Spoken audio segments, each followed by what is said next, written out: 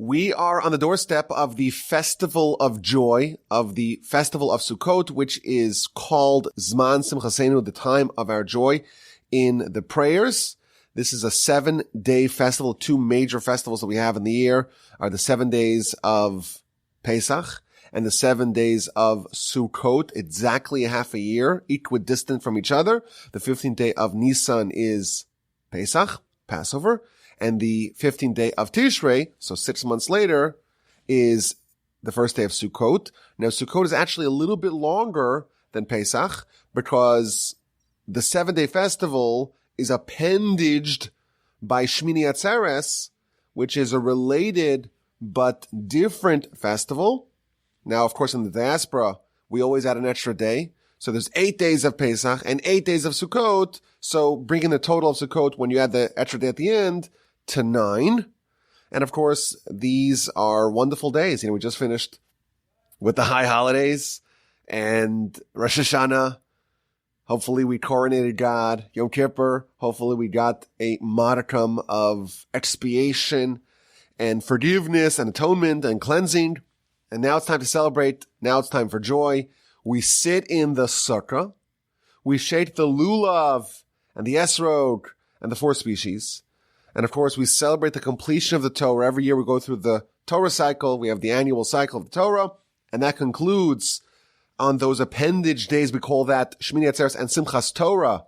When we finish the Torah cycle and begin with Bereshis, with Genesis 1:1 anew. And of course, we dance with the Torah. So there's really a lot of different themes that we are about to encounter on these days, the days of Sukkot, the Festival of Joy. And of course, every year we try to examine a different angle of the festival. And today we're going to do the same, but unlike previous years, it's going to be a little bit more speculative. I think it's maybe also a little bit more advanced than what we typically try to do here.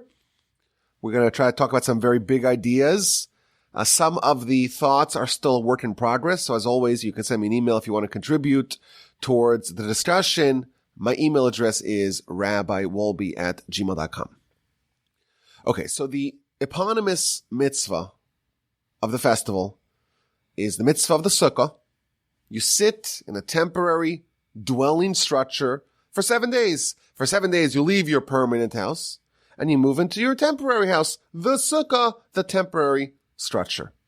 Now, what does this look like? There's, of course, many laws, details, but you have to have walls, a minimum of 3 walls. And it has to be covered. You have to have a roof, but the roof can't be like the roof of your house. It has to be more of a temporary roof, so it's covered with Succos. So think of it as, trees or branches that have been severed from the ground.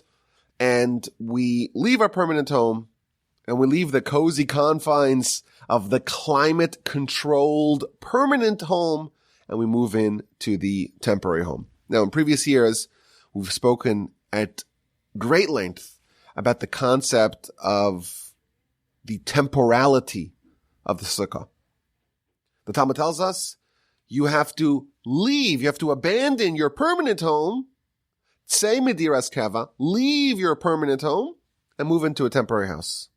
And this is like a stark festival to remind us about the temporality of life.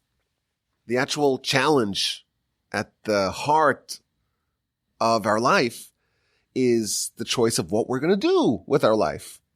What are we going to prioritize? What are we going to strive for? And there's a intense conflict with that because we are wired, thanks to the Yetzer Hara, to look at this world and our existence as a body and our existence in our current configuration. That's the world that matters. And the whole idea of the soul is like a fuzzy idea. I don't know, do I have a soul or not? And what happens after I die? That's all mysterious and spiritual and abstract. And the Torah is there to make us kind of combat that perspective by thinking about the soul as being primary. That's our eternal self. The world of our soul is our eternal life. And we shouldn't get distracted by the temporary life and lose focus of what we're really here for. It doesn't make sense to abandon a life of eternity in exchange for 70, 80 years or so, if we're lucky. And that's so important. That's the centerpiece, so to speak, of our spiritual life and our spiritual agenda. And therefore we have to have 7 days where we take even our existence here and make it deliberately more temporary by leaving our permanent house and moving into our temporary house and reminding ourselves that our whole life really here is just temporary. And we're here to try to kind of fuel a journey to Olam Haba, to the spiritual world, which is indeed our permanent life. 7 days you spend Sukkot, and exactly 6 months later, equidistant, we have another 7-day festival. And the centerpiece of that festival, the eponymous mitzvah of that festival, is Chag HaMatzos, matzah. Of course, this is the exact same theme. It is nutrition devoid of any pizzazz, devoid of any excitement. It's just there to fuel the journey. You don't care about how it tastes. It has no appeal. It's not exciting. It'll get you to where you need to go. And therefore, we have these 2 festivals spread out throughout the year, 7 days to really dwell on the subject because it is the epicenter of our spiritual agenda. That's what we've spoken about in the past. Today, I want to approach the festival and its central mitzvah from a different angle. The Torah tells us, this is Leviticus 23:43, Parshas Emor, which talks about all the festivals. Basukos teshvu shivas yamim. You should sit in the sukkah for 7 days. Everyone amongst you, the entire nation, should sit in the sukkah for 7 days. And why? So the following verse tells us, L'man yedu dorosechem, in order that your generations shall know, ki basukos hoshaftis b'nei Yisrael, that the Almighty made us dwell in Sukkos, in temporary houses, in booths, during the Exodus. During the Exodus, the Almighty made us sit in a sukkah. And therefore, now, thousands of years later, we still sit in a sukkah for 7 days, like the Torah tells us. So we should remember, and our generations should know, that when we left Egypt, the Almighty placed us in a sukkah. So why do we sit in a sukkah, dwell in a sukkah, leave our permanent home, so to speak, permanent? Of course, it's still temporary. It's only 70 years permanent. But leave our quote-unquote permanent home, move into the temporary home. Why? To remember and to make sure that all our generations know that during the Exodus, the Almighty made us sit in a sukkah as well. And therefore, it is important to remember that and to perpetuate that. And therefore, we do that for 7 days. What exactly is the nature of those Sukkos, Sukkahs that we dwelled in after the Exodus? So you look at Rashi's commentary on that same verse in Leviticus. Rashi says 2 words. Anane hakavod. Clouds of glory. What does it mean that the Almighty made us a sukkah to dwell in during the Exodus? That's not a literal sukkah. Like, well, we have a structure made of some material with a covering on top. Oh no! That's a reference to clouds of glory. Anane kavod, clouds of glory. Now, to be fair, it's a dispute in the Talmud. According to one opinion, it's referring to actual booths, actual sukkahs. According to second opinion, it's referring to a more metaphysical sukkah enclosure that the Almighty enveloped us in clouds of glory during the Exodus. But Rashi here sides with the opinion of the Talmud that the mitzvah of the sukkah is to commemorate and to be emblematic of the clouds of glory that enshrouded us after the Exodus. Now, what exactly are these clouds of glory, and what messages they are imparting within us? That's the subject we're trying to ponder today. Okay, so where do we read about these clouds of glory? So if you look at the Exodus story, right after the Exodus, the Torah tells us, this is 13:21 of the book of Exodus, the Almighty went before the Jewish people by day with a pillar of cloud to show us the way to go, and at night with a pillar of fire to illuminate before us. And there was never a time that we didn't have either the cloud of day or the fire of night. We were always kind of protected by this divine enclosure, a cloud by day, a fire at night. Now, the commentaries tell us that these were not ordinary clouds that carry rain that we see in our sky. These were completely spiritual clouds with all kinds of miraculous properties. In fact, the Talmud tells us that there were 3 miracles ever present in the wilderness for 40 years. And they came in the merit of 3 great leaders of our nation who happened to be siblings. Who are they? Miriam, Aaron, and of course the youngest brother who towered above them all, Moshe. These are the leaders of the Jewish people. Miriam's she's the female prophetess, we're told. Aaron, he's the Kohen Gadol, the high priest. And Moshe, these are 3 siblings, and each one of them, in their merit, brought us a miracle. How so? We had a well of water following us in the wilderness, and that's how we drank water, and that came in the merit of Miriam. And we had manna falling from heaven for 40 years, and that came in the merit of Moshe. And we had clouds of glory that enshrouded us, and that is in the merit of Aaron. Now, if I told you that there's manna falling from heaven, you would say, okay, that's a miracle. That's a miracle. A whole nation, to feed a nation, billions and billions served. That's what you would need to feed a nation, 3 meals a day, a nation comprised of millions of people, for 40 years. That's a miracle. If there's a miraculous water wellspring that's just following the nation, well, that's a miracle. Clouds, I've seen clouds. I've never seen any manna, but clouds I've seen. Why is this such a great miracle?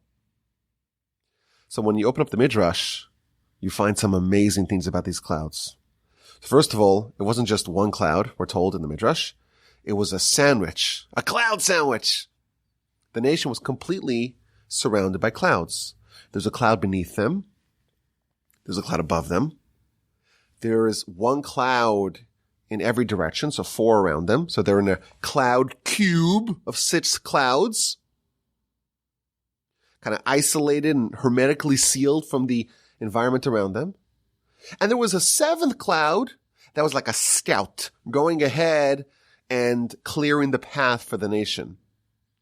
And it made the topography uniform. If there was a mountain in their way, it would flatten the mountain. That's pretty cool. If there was a valley, it would fill the valley. It would make that the trek was completely easy. If there were dangers like snakes or scorpions, which are quite prevalent in the desert, it would kill them. According to the Midrash, it left only 3 mountains. There are only 3 mountains in the journeys that were untouched by these clouds, and they are Mount Sinai, because we needed that for the Torah, and Mount Hor, upon which Aaron was buried, and Mount Nevo, where Moshe was buried. Besides for that, it was completely smooth. It seems to me that like after the nation passed, then the mountain would prop itself back up because there's still many mountains in the vicinity where the nation went. But when they actually traveled, it temporarily lowered the mountains and filled in the valleys. Now it actually left a little mound upon which the tabernacle could be placed. So at least the tabernacle could always be higher, could be on an elevated platform above the nation. The Midrash tells us that when their clothes got dirty, they would take their clothes off and put them in the cloud, and the cloud would clean their clothing. Pretty cool. For 40 years, we're told in the Midrash they didn't need the sun or the moon to discern between day and night. When things whitened, they knew it was day. When things reddened, it was the fire of night. They were completely isolated from the climate around them. They were cocooned in these pleasant clouds of glory. Now, as an aside, this is symbolic of what the nation during those 40 years is really trying to do. The Almighty is going to remove any distractions and tend to all their needs so that way they could study Torah and they could spend 40 years absorbing and integrating and digesting the messages of the Torah without any impediments, without anything blocking them. In fact, the Midrash tells us that the plan originally was to leave Egypt, make a quick pit stop at Sinai, and to hustle over to the land. If you look at a map, Egypt and the land of Israel are very close. Yet, it took him 40 years. Says the Midrash, why? You get to Israel, everyone's got to figure out accommodations, everyone's got to find a place to live, everyone's got to start planting vineyards and orchards and fields. When will they ever study Torah? So the Almighty created this artificial time in history where the nation has all their needs covered. There's no need that you have to work hard to get. Your food, it just rains down from heaven. Your water, well, there's just a miraculous well following you. Your clothing, you don't need to deal with that. Your shoes grew with you, the verse tells us. Everything's taken care of. You have Moshe, and he's there, and 24 hours a day, everyone's studying Torah. That's what they're doing. And the nation is absorbing the messages of Torah so deeply into our bones that even when we forget the Torah later, and we come back to it, if we are so fortunate, we feel like we're coming home. It became so deeply embedded into the soul of the nation because it spent 40 years really absorbing it completely. And the Almighty is kind of blocking out anything else that might distract us. And this environment, this artificial environment by these clouds of glory kind of symbolizes this idea you are completely cordoned off, sequestered from the rest of humanity and the rest of the nonsense of this world for 40 years. Study Torah. Everything that you need is covered. Now, as an aside, a lot of the skeptics ask the following question: how could the Torah be true? If the nation traveled for 40 years in the wilderness, where are all the whiskey bottles? And where are all the leftover food? And where's the physical remnants, so to speak, the physical artifacts that they would have left in the wilderness? So first of all, it's not such a good question, because if you know how the desert works, if there is an encampment and 40 years later, there's enough wind and chaos, so to speak, in the environment that you won't even find the encampment 40 years later. But we have to remember, the Torah is telling us that this is a very artificial, by our standards. Maybe by the heavenly standards, this is quite natural. But this is a very artificial kind of living. They're eating manna, and the manna, we're told, they don't need to excrete. Everything you have is perfectly tailored. Nothing has to be, there's no refuse. They're drinking water from a miraculous well. They're surrounded by these clouds. They're kind of cordoned off and sequestered, isolated, siloed off from everything else that happens in a normal way of life. It's a nation kind of suspended between heaven and earth. They're physical, but they're living in this very artificial environment. They're not leaving their trash around. There is no trash. They're not focusing at all on their physical needs. It's 40 years of spiritual immersion. They're living in this kind of hermetically sealed environment. You don't imagine that they would leave much physical remnants. And of course, that is because of the clouds of glory. Thank you, Aaron. The clouds made them invisible to their enemies. If you remember, in Parshas Balak, in the middle of the book of Numbers, Balak is a king of the Moabites, and he conscripts Bilam to go curse the nation. And the verse tells us, this is 22:5 of the book of Numbers, he sent messengers to Bilam. There's a nation that left Egypt, and they covered the land, and behold, he is dwelling opposite me. And I need you to come and curse them, to destroy them, because otherwise they'll destroy us. So the commentaries explain that he's sitting, or he's dwelling opposite me. That's not a very clear coordinates of where this nation is. So the commentaries explain, he's sitting opposite me. He's here somewhere, but I don't know where he is. Because of these clouds, they rendered us invisible to our enemies. And that's why they were so frightened, because there's this enemy with this invisibility cloak of the clouds, and no one can see them. And in fact, if you study very carefully what happened right after the death of Aaron, the very next thing that happens in the Torah is the nation is attacked by Amalek. The Talmud tells us, in the book of Titus, page 9a, that when Aaron died, because these clouds, who had enshrouded us for almost 40 years, they were in his merit, so Aaron dies, the clouds go away. And the nation is suddenly exposed to their enemies. And right away, Amalek swoops in and attacks us. Now, eventually, Talmud tells us the clouds of glory were restored in the merit of Moshe. But there was this period in time where they were exposed, and that's why they were attacked. Now, these clouds also, they determined, or they signaled the nation's journeys. The verse tells us, this is Bamidbar 9:19, when the clouds ascended from atop of the tabernacle, that's time to move. And you would just follow the cloud. The cloud would tell you where to go. And once it settles in a place, well, that's where you now encamp. These were pretty unbelievable clouds, and they were such a central part of life after the Exodus for 40 years. Of course, once you cross over the Jordan, now we're living as regular, ordinary humans.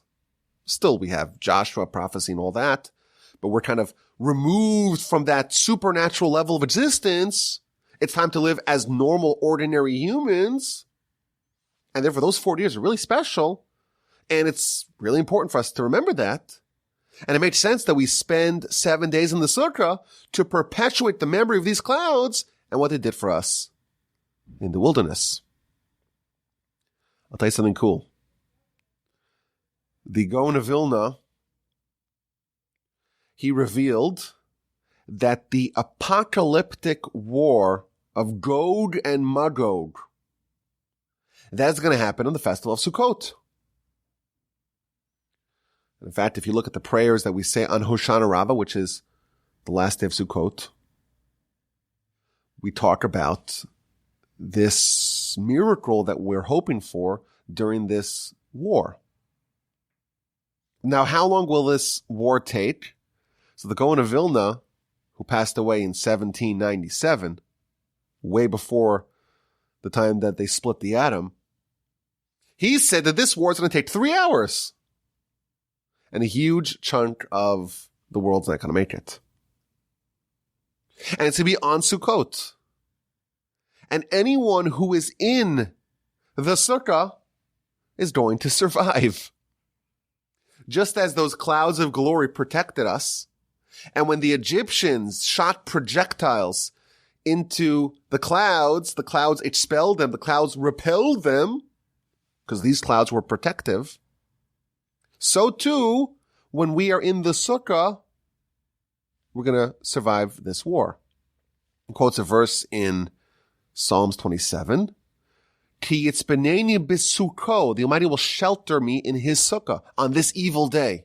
He's going to give us protection in His tent. There's going to be a war, we're told, in the future, this apocalyptic kind of end of civilization level war. What this means exactly, I don't know. But there's going to be, or there are prophecies about this war. It's going to happen on Sukkot. And the only Kevlar, the only shelter is going to be the Sukkah. That's how we're going to survive. And in fact, if you look on the Haftorah that we read on Shabbos Chol HaMoed, so Shabbos of the intermediate days of Sukkot, we read about the war of Gog and Magog. So this is the time where we have the remembrance of these amazing clouds of glory came in the merit of Aaron, and we perpetuate that in the Sukkah. And to a certain degree, when we build our Sukkah, it is actually a reenactment of those clouds of glory. And even though it seems quite porous, look at the Sukkah, right? Sukkah doesn't even need to have 4 walls. It could have holes in the wall. It could have lattice walls. And the roof is also porous. Nevertheless, it is granted the same protection of the clouds of glory, and it could protect us from even this apocalyptic 3-hour war. So now, that's the background of this idea. Pretty amazing idea, very advanced, that during the Exodus, there were these clouds of glory for 40 years, and that really colored and shaded, if you will, the life of the nation for these 40 years. In the merit of Aaron, all these miracles happened, and we have to remember that. And therefore, the Torah tells us, sit in the Sukkah for 7 days to remember, Laman yedu dorosechem, so all your generations shall remember that the Almighty made for us those clouds of glory. Now, there's a lot of questions that we have to ask to parse out this subject. What is the idea of clouds of glory? The word kavod, or glory, or honor, is a very important word. What exactly it means and what it portends is, of course, a subject worthy of inquiry.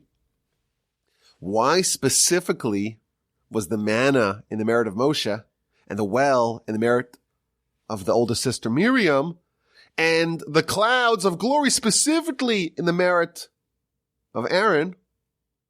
And why is the festival specifically about the clouds of glory? Why don't we have a manna festival?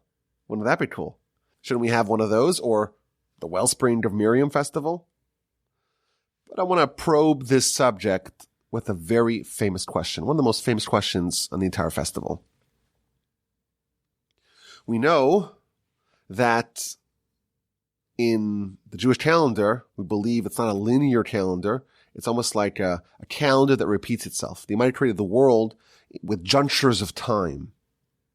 And therefore, when we go to Pesach, the day of the Exodus, the day of the revelation, the day of the salvation, that is a day, and it always was a day, of salvation. And so if you remember when the angels came to Lot to go take him out of Sodom and Gomorrah, the verse tells us that he was making matzahs. Why was he making matzah? So Rashi tells us because it was Pesach. Now, if you just read that, you would think that that is anachronistic. After all, this is before Isaac is born. And this is certainly before Jacob was born. And this is before Joseph was born. And this is before Joseph went to Egypt. And this is before the nation went down to Egypt and spent hundreds of years in Egypt. And then they had the Exodus. And that's why we have Pesach. And that's why we have matzah. But Lot, 500 years beforehand, to be precise, 400 years beforehand, is making matzah because it is Pesach. So this is clear evidence that there was always the power of Pesach and redemption on that day. And Lot had a tradition from Abraham that this day, the way to kind of tap into the spiritual power and energy of that day is with the matzah. It took 400 years for everyone to know exactly how powerful this day was, because on this day, and only on this day, the nation was saved from Egypt. So the kind of the salvation from Egypt is revealing to us the power that the day always had. And therefore, we get to Pesach in the 2020s, and that day is a day that is and was and always will be designated for salvation and redemption. It's almost like the Exodus is revealing to us the power of the day, not creating the power of the day. So it makes sense to celebrate Pesach on the day that the Exodus happened. And it made sense to celebrate Shavuos, the day that marks the festival of the Giving the Torah, on the day that the Sinai experience actually happened. On the day that heaven and earth touched. That's the day that it happened. That's the day that we ourselves can receive Torah. Yom Kippur is the day that the Almighty forgave the Jewish people. It's the day of forgiveness. Rosh Hashanah is the day that Adam was created and the Almighty's kingship was established. And therefore, that is the power of the day. What happened on the 15th day of Tishrei that makes it worthy of it being the first day of Sukkot? If you look throughout the entire Torah, you find nary an indication of why this day, specifically this day, is the day that marks the beginning of the festival. And in fact, we're told that the reason why we celebrate it, the reason why we have 7 days of the Sukkah is to remember the Exodus. Well, when the Exodus happened? 6 months prior. So why are we celebrating it 6 months after it happened? This is a very famous question that many of the commentators asked, and there's many different answers to this question. Why are we celebrating Sukkot, which is there to mark the Exodus? And what happened to us after the Exodus, the Almighty made for us booths or clouds of glory. Well, when that happened? Right after the Exodus. 6 months before we commemorate it. We memorialize it. We remember it. We relive it. That's the question that everyone asks. And one of the answers is very pertinent to our subject, and I think it's a good portal to try to get into the essence of what's happening over here. The Gaon of Vilna tells us something fascinating. The Jewish people leave Egypt, and the Almighty envelops us in the clouds of glory. By day, we have a cloud. By night, we have the fire. It's amazing. And we travel to Sinai, and we have the Sinai revelation, and Moshe goes up to heaven, and he spends 40 days in heaven, and he gets the first set of tablets. He comes back down on the 17th day of Tammuz, and there is a cataclysmic, catastrophic disaster waiting for him. The nation's in the sin of the golden calf. So what does Moshe do? He takes the tablets and he shatters them at the foot of the mountain. And he takes the golden calf and he grinds it into powder and puts it in the water and makes everyone drink from it. And he rallies the troops and he conscripts all the Levites and they go kill all the people that participated. And he's able to stave off destruction. The Almighty wanted to destroy the Jewish people, and Moshe stopped it. And Moshe started praying. And after 40 days of praying, God says, okay, I've listened to your prayer. Make yourself a second set of tablets. Ascend to the mountain for a third time. I'm going to fix it. I'm going to make up for those tablets that were destroyed. After 40 days on the mountain, he comes back down with the second set of tablets on Yom Kippur. But what happened with the sin of the golden calf? The sin of the golden calf was a disaster. It was a sin, we've talked about this in the past, it was a sin reminiscent of Adam's sin in the garden.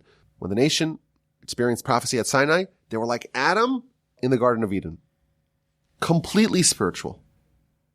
And then they do the sin and their level drops. And all the perks that they had previously were stripped away from them. Talmud tells us that each Jew had 2 crowns, one for Naseh, one for Nishma, one for we will do and one for we will listen. They do the sin of the golden calf, and those crowns are stripped off of them. And you know what else they lost? They lost the clouds of glory. The nation is exposed. The clouds of glory that have accompanied them for 50 days from the Exodus to Sinai, and from 40 days from Sinai to the sin of the golden calf. So it's been 90 days, it's been 3 months. Gone. The nation is once again vulnerable and exposed. So Moshe is intervening, and on the first day of Elul, Moshe goes up with a set of tablets to be inscribed by God. After 40 days, the Almighty inscribes on the second set of tablets the identical messages of the first set of tablets, the identical Ten Commandments, and Moshe comes down on Yom Kippur. And what happens the next day? So Rashi tells us in the Torah, the very next day, which is so Yom Kippur is the 10th day of Tishrei. The next day is the 11th day of Tishrei. On the 11th day of Tishrei, Moshe begins the fundraising drive for the tabernacle. And he gives the list of the various different materials we need, the various woods and the various precious stones and the precious metals and various hides and leather, wool. That's day 11 of Tishrei. And the fundraising drive begins right away. Day 12, day 13, fundraising. The Torah tells us that they spent 2 days fundraising. So what's that? Day 10, he comes down. Day 11, he gives the instruction. Day 12, day 13, they fundraise. Day 14, they make an announcement. No more fundraising. We have everything that we need, plus extra. And what do they do on day 15? On day 15 of the month of Tishrei, 5 days after Moshe came down with the second set of tablets, they start building the Mishkan. They start building the tabernacle. The day that marked the beginning of Sukkot coincides with the very same day that the nation began the construction effort of the tabernacle, of the sanctuary of God on earth, as instructed to Moshe. And what happened? The clouds of glory came back. So we got the clouds of glory with the Exodus, and then we lost them 90 days later. And then, after various rounds of intercession, 40 days plus 40 days, plus 5 days, so 85 days later, they start building the tabernacle, and the clouds of glory come back. And therefore, Sukkahs marks the time where the clouds of glory were restored to the nation. And that's why it makes a lot of sense for us to once again, at this moment, on this day, sit again in the clouds of glory of our Sukkah to remember that this is the day that we actually got the clouds of glory back after we had lost them with the sin of the golden calf. That is the calculation that Gaon of Vilna makes. Brilliant, absolutely clever, wonderful, fantastic, sensational, terrific. And here's where I want to try to enter the subject a bit deeper.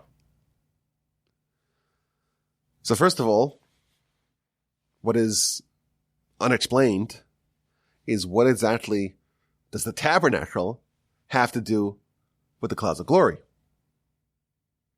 We're told that when the nation started building the tabernacle, that's when the clouds of glory were restored. Not on Yom Kippur, but 5 days later, the day that we mark with the Festival of Sukkot.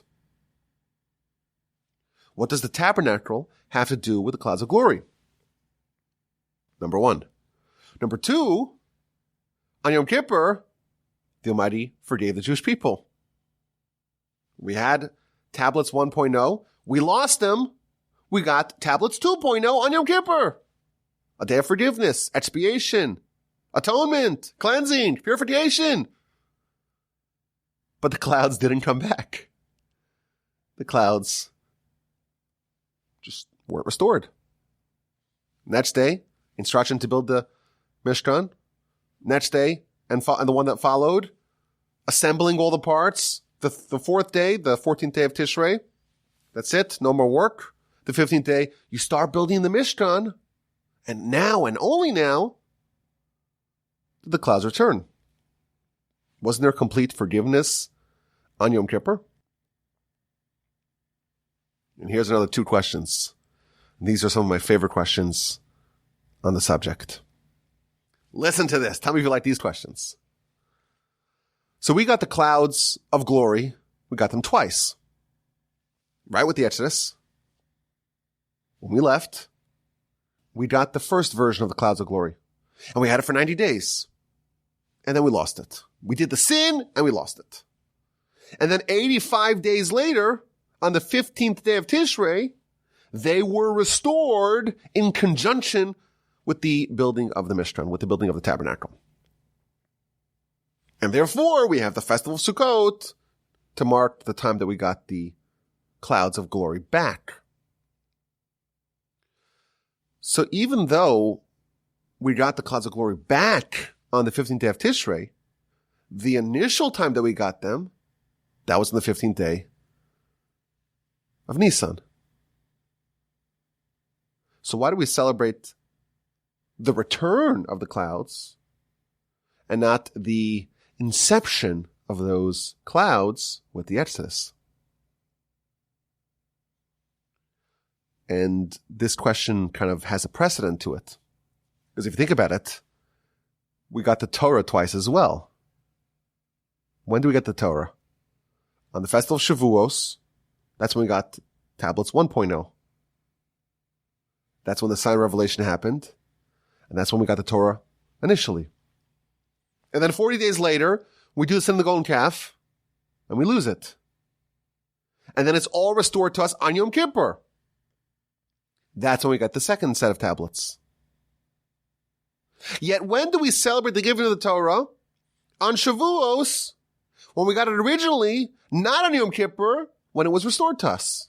So there's inconsistency. When it comes to Torah, the festival of the giving of the Torah is celebrated, is marked on the original date of the giving of the Torah. We lost it, we got it back, but we still celebrate the original date. Whereas when it comes to the clouds and the festival that is related to the clouds, i.e. Sukkot, we don't celebrate the original time that we got it. We celebrate the restoration. 2.0. What is happening over here? Are these good questions? I like them a lot. Okay, here's what I want to suggest. This is where I'm getting a little bit into speculation territory. Our nation has many leaders. Of course, the greatest leader we've ever had, and the first leader of the nation with the Exodus is Moshe. But even Moshe comes with Aaron, his sister as well as a leader of the nation. But each one of them has a very different role to play. Moshe is the intermediary between God and the nation. And his job is to bring the divine inspiration from heaven above to us below. So, of course, Moshe is in charge of getting the Torah. Where does he get the Torah from? He goes up to heaven, and he extracts the Torah from heaven and brings it down here. And there's three miracles that happen to the nation. There's the well, there's the clouds, and there's the manna. Which one is Moshe's miracle? It's the manna. Because that's what Moshe does. Moshe goes to heaven and brings goodies and goodness and Torah and inspiration and wisdom and all kinds of fantastic gifts from heaven above here. That's what the manna is. Heavenly food showered down by God in the merit of Moshe, because that's what Moshe is. Moshe is like the pipeline connecting these two worlds. But if you think about it, Moshe doesn't really do house calls. The manna drops, it drops down, and it almost like drops down in bulk, and everyone has to leave their tent and go find their manna and bring it to their tent. It's almost like the last mile is not done by Moshe. He's the nation's interface with God, but once the goodness comes here, he has to have kind of his lieutenants that teach the Torah. So we have that system of the hierarchical system, leaders of 1,000, leaders of 100, and leaders of 50 and leaders of 10, kind of distributing, so to speak, the inspiration that Moshe gets from heaven to the nation. What's Aaron's role? Aaron, of course, never ascends to heaven. He's Moshe's partner, Moshe's right-hand man, but he doesn't go to heaven. He has a very different role to play amongst the nation. His job is here. Of course, we know that Aaron exemplified creating peace between man and his fellow and husband and wife. And he was about drawing people closer to Torah. Aaron's job is here. It's to take the heavenly inspiration and make something special and enduring in this world from that. He's there to kind of connect with us on an individual level. He's the cause of the clouds. Clouds don't rain down from heaven. Clouds are always around us. They never depart from us. There's always clouds with us. And they're mobile. They're following us, so to speak. They're moving with us. They're not from the heaven. It's all in our dimension. It's not like the manna. The clouds are here with us. And those are the two roles that these two giants played. And then what happened? There was a sin of golden calf. And there was a major adjustment of the portfolio of Moshe versus the portfolio of Aaron. It seems like Moshe's role shrunk a little bit, whereas Aaron's role expanded, was augmented a little bit. So you have Moshe. He gives us the Torah. And he descends from heaven, and it happened twice. Happens really 3 times, but twice with Torah. Sinai, Yom Kippur. And both times he comes bearing tablets. But there's a very big difference and a downgrade of tablets 2.0 versus tablets 1.0. The first one, the first Sukkos, both the actual stone of the tablets and the inscription on those tablets is the handiwork of God. It's completely godly. The second set of tablets are more of a hybrid. God tells Moshe, you carve the stones. I will inscribe on the stones that you carve, but you do half the work, and I'll do the other half. It's almost like the degree, so to speak, of Moshe pulling down that heavenly inspiration is downgraded. It's less. The kind of Torah that he's bringing from heaven above is a little bit more diluted, shall we say, with physicality, if you will, with human involvement, given that these tablets aren't completely the handiwork of God. So if we're going to celebrate the giving of the Torah, it made sense to do it when we got kind of the most intense version of that, when the giving of the Torah was at its zenith, at Sinai, on Shavuos, Luchos tablets 1.0, that has a much higher level. Now, concomitant with, so to speak, the downgrade of the revelation of Moshe is the upgrade of Aaron's role, the expansion of Aaron's responsibility and portfolio. We have the Exodus, and there are clouds. And these are awesome clouds. These are miraculous clouds. They provide all kinds of physical protection. It's so convenient. It's climate controlled. Your clothes are cleaned. The mountains are flattened. The valleys are filled. The dangerous snakes and scorpions are removed. Aaron's role, so to speak, is very important. He's creating an environment for us that we could flourish, but it's very physical. With the sin of the golden calf, that changes. Aaron's role is going to be expanded. He's going to be in charge of the Mishkan, the tabernacle. The environment that Aaron is responsible for is now including also the Mishkan, also the tabernacle. There's going to be an environment of holiness and worship here. In the tabernacle, it's almost the exact opposite of what Moshe is doing. Moshe is bringing the heavenly inspiration and bringing it down to us. The tabernacle is almost the exact opposite. It's taking a cow, it's taking a sheep, it's taking a ram, it's taking a lamb, it's taking an animal, a very physical thing, and ascending it to heaven. It's taking the physical environment, so to speak, and making it very holy, infusing it with holiness. So, of course, before the sin, before the Mishkan was in the cards, and by the way, this is an accepted principle, that had the nation not sinned with the sin of the golden calf, they would not have had the tabernacle. In fact, if you look right after Sinai, the verse says, wherever you utter my name, I will come to you and bless you. After Sinai, there wasn't a concentrated point of holiness. It was widely distributed everywhere. It was ubiquitous. With the sin of the golden calf, it became more concentrated. There was like a point of holiness here, that exceeded the holiness featured elsewhere. So the sin of the golden calf actually, in a weird way, benefited us because now we have the Mishkan. Just as Adam's sin benefited us, now we have Torah. Before Adam's sin, there was no room for Torah. After Adam's sin, we get the benefit, shall we say, of Torah. Sin of the golden calf is the same thing.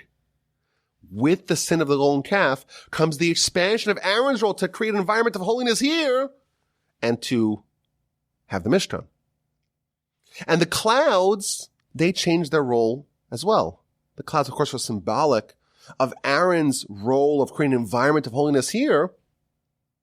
Beforehand, there was no Mishkan. There was no tabernacle. The clouds were great. It was a wonderful miracle. But now with the tabernacle, the clouds are going to be upgraded. The environment in which we're going to live is going to be upgraded as well. And we read in Exodus chapter 40 that the cloud now hovered permanently above the Mishkan.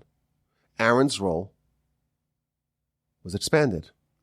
The clouds are now symbolic, not just of God's protection of us, but of God's presence in our midst. The clouds now indicate God's presence in our environment. So if we're going to choose to celebrate the clouds, which one are we going to do? It makes a lot more sense, of course, to celebrate the clouds after they were restored and upgraded, and now they're part of the Mishkan. Now they have a spiritual dimension as well, or an advanced spiritual dimension as well. And now I'm going to speculate a bit further. And forgive me if I'm a little bit too speculatory or speculative today. We know with the sin of the golden calf, Aaron tried to dissuade the mob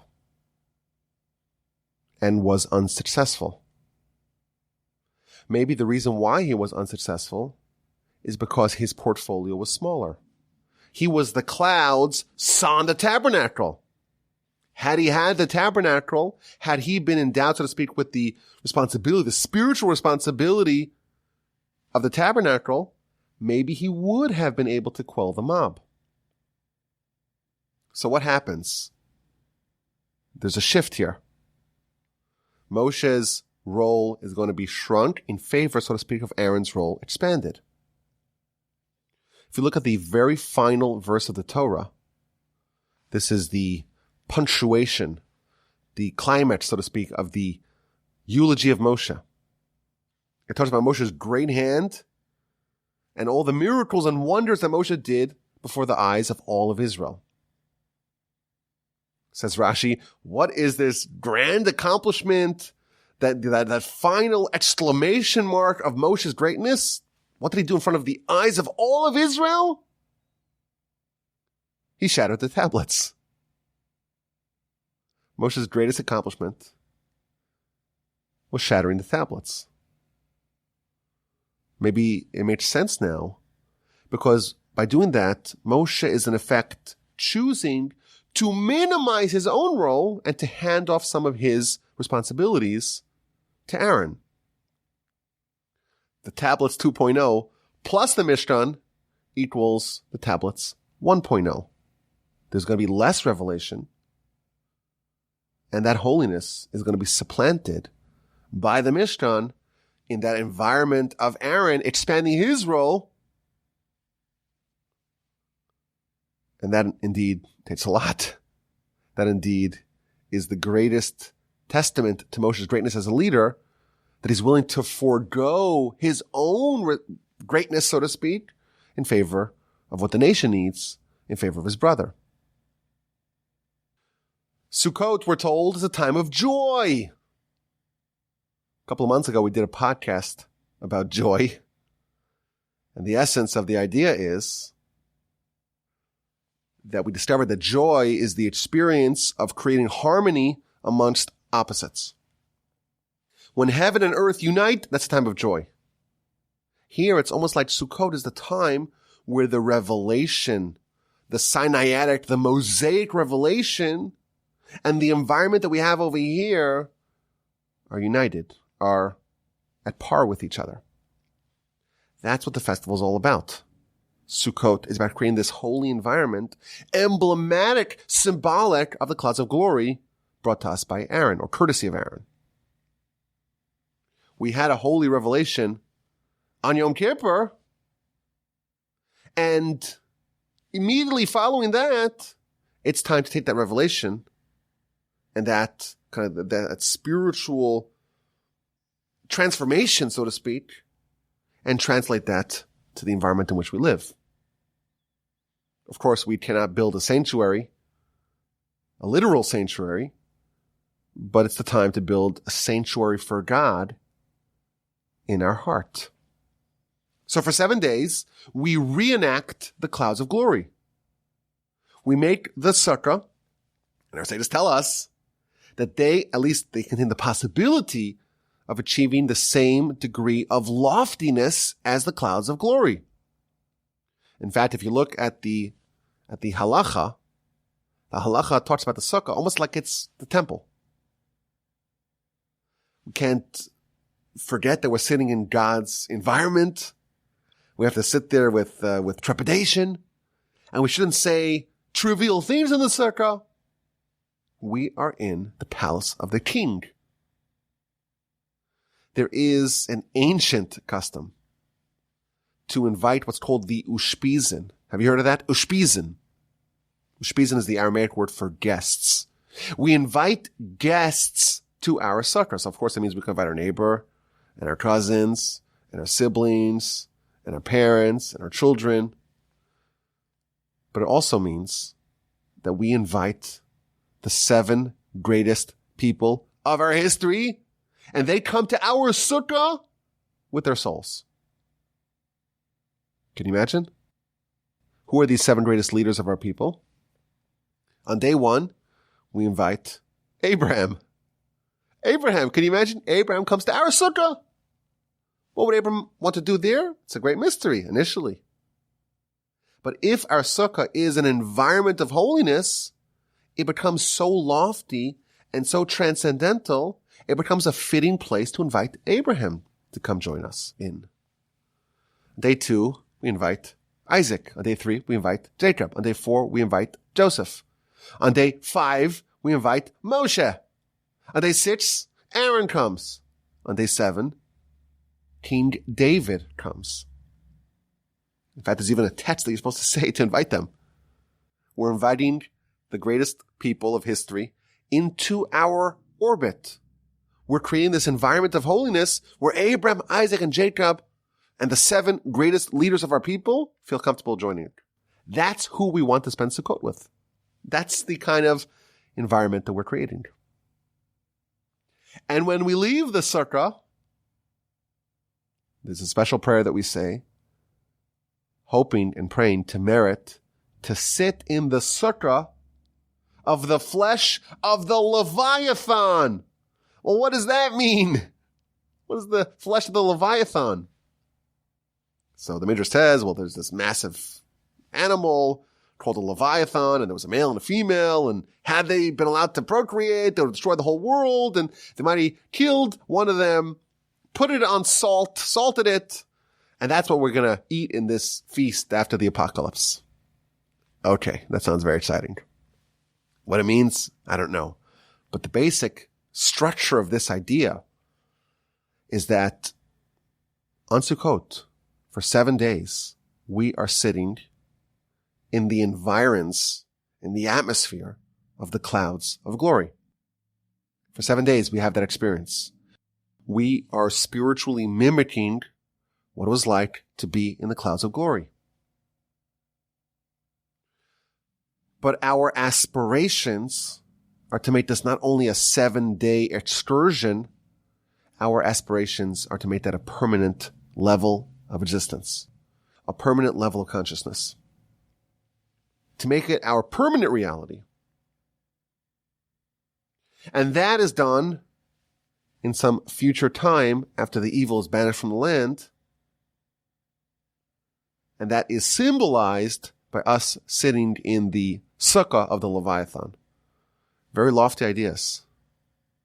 But if we develop a certain spiritual sensitivity over Rosh Hashanah and Yom Kippur, when we come into the Sukkah, we could get a little bit of a hint of a feeling that we are sitting in the clouds of glory in that cozy cocoon, symbolic and emblematic, and evoking some of that feeling of being involved or being surrounded by God's presence. Now again, I want to stress the idea we spoke about at the very beginning is still true. We still have to leave our permanent environment, our permanent domicile, our permanent place of residence in order to really get that feeling. There is a condition, if you will. We have to kind of be willing to abandon some of the agenda that dominates our life, some of the focus that dominates our life typically in order to live in the spiritual world.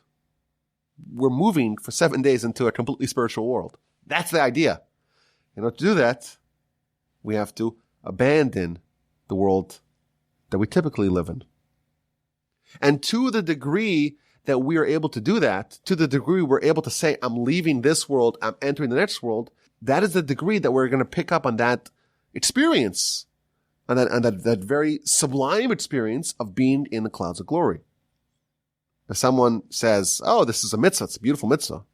And even if a person does a mitzvah and they don't have any lofty aspirations of trying to fulfill some grand ideas, it's still a mitzvah, don't get me wrong.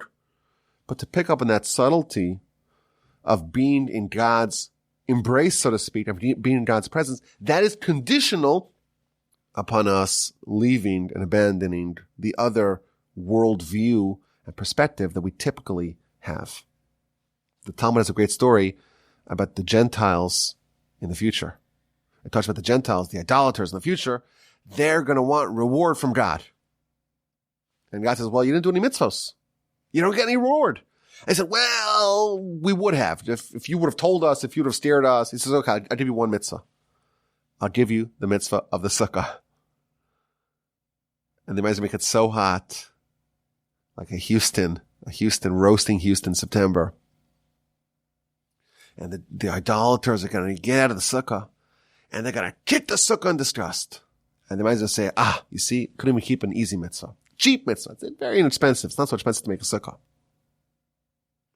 What this is telling us is that even harder than picking up the sublimity of the clouds of glory, like a cloud is something which is very intangible.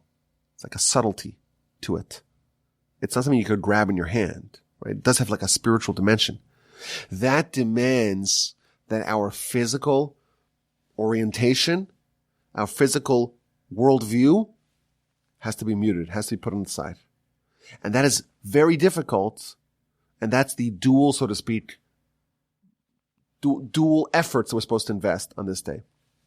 Leave one world and enter the confines of God, enter the clouds of glory of God, experience the joy of being like in this transcendental world, invite some of the most important people of our history into your sukkah to be your guests. And it's a spiritual experience,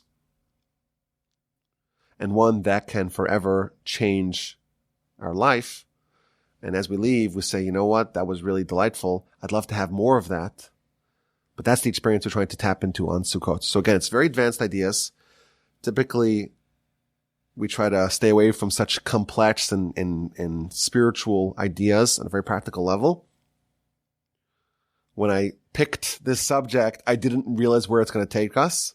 But it does, I think, create for us a vision or understanding of what is actually happening on this day. What is actually the meaning of the Sukkah? What are these clouds of glory? What changed with the sin of the golden calf? What happened over here at this juncture in history? This was the day that our spiritual environment was upgraded. We got the Mishkan. We started building the Mishkan. And us too today, we have the power to upgrade our spiritual environment as well.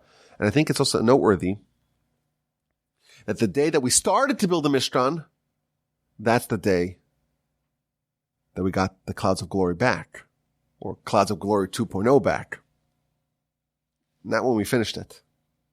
It's almost like after Yom Kippur, we have those days in the middle to kind of assemble all the parts, all the components needed for our new spiritual edifice. And then it's time to build. And you start building on Sukkot. And right away when you start building, you're already upgraded. It's almost like the same idea of Yom Kippur. You start the process of repentance and you're already there.